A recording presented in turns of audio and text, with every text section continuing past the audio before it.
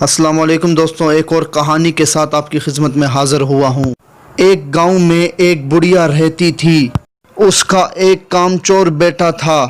شیخی بگاڑنے میں بہت ماہر تھا۔ اس کو شیخ چلی کے نام سے پکارا جاتا تھا۔ بڑھیا محنت مزدوری کر کے اپنا اور اپنے بیٹے کا پیٹ بھرتی تھی۔ ایک دن بڑھیا بیمار ہو گئی۔ گھر میں کھانے کو کچھ نہ تھا۔ رات کو ماں بیٹا دونوں نے فاقہ کیا۔ اگلے دن ماں نے کہا، اب تم کچھ کام کرو، جنگل سے لکڑیاں ہی لا کر بیچ دیا کرو تاکہ گزر وقت ہو سکے۔ شیخ چلی نے جنگل کی راہ لی۔ جو درخت اس کے راستے میں آتا وہ اس سے پوچھتا، میں تجھے کاٹ لوں کہ نہیں؟ کسی درخت نے بھی اس کا جواب نہ دیا۔ شام ہونے کو تھی۔ شیخ چلی گھر آنے کا ارادہ کر ہی رہا تھا کہ ایک درخت نظر آیا۔ اس کے پاس جا کے پوچھا کہ میں تمہیں کاٹ لوں؟ درخت بولا، کاٹ لے، مگر ایک نصیحت کرتا ہوں، میری لکڑی سے پلنگ بنانا اور بادشاہ کے دربار میں لے جانا۔ اگر بادشاہ اس کی قیمت پوچھے تو کہنا کہ پہلے 1-2 راتیں اس پر سوئیں، پھر اگر مناسب سمجھے تو خرید لے۔ شیخ چلی نے درخت کی ہدایت کے مطابق اس سے لکڑیاں کاٹ کر پلنگ تیار کیا اور بادشاہ کے دربار میں پہنچا۔ بادشاہ نے قیمت پوچھی تو شیخ چلی نے کہا، پہلے آپ اس کو 1-2 رات استعمال کریں، اگر اس میں کوئی خوبی پائیں، انعام کے طور پر جو دل کرے دے دیں۔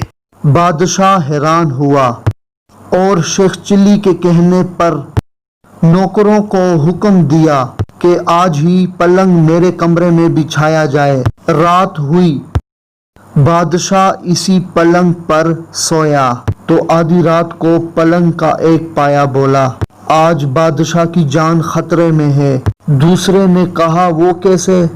تیسرا بولا، بادشاہ کے جوتے میں کالا سانپ تھا۔ چوتھے نے کہا، بادشاہ کو چاہیے کہ صبح جوتے کو اچھی طرح جھاڑ کر پہن لے۔ صبح واقعی ایسا ہی ہوا، بادشاہ کے جوتے میں سانپ تھا۔ جوتا جھاڑتے ہی سانپ نکل کر بھاگ گیا۔ اس طرح بادشاہ کی جان محفوظ رہی۔ دوسری رات جب بادشاہ سویا تو پھر پایوں نے باتیں شروع کر دی۔ ایک بولا کہ تم پلنگ کو سنبھالے رکھو، میں کچھ خبریں جمع کر لوں۔